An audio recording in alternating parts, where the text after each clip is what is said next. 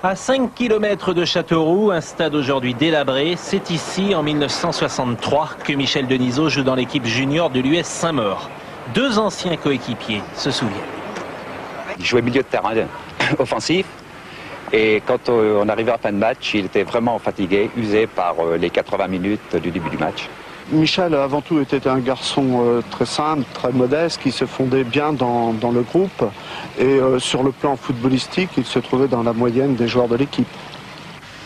Au lycée Jean Giraudoux, à Châteauroux, Michel Denisot achève ses études. Où il faisait très vieux à l'époque, à moins qu'il ne fasse très jeune aujourd'hui. Mais son visage, c'est une évidence, a peu changé et il porte déjà une cravate. Dans les années 80, Denisot prouve une nouvelle fois son enracinement à sa région natale. Il devient conseiller municipal à Saint-Genoux et s'en explique au micro de Bernard Renaud.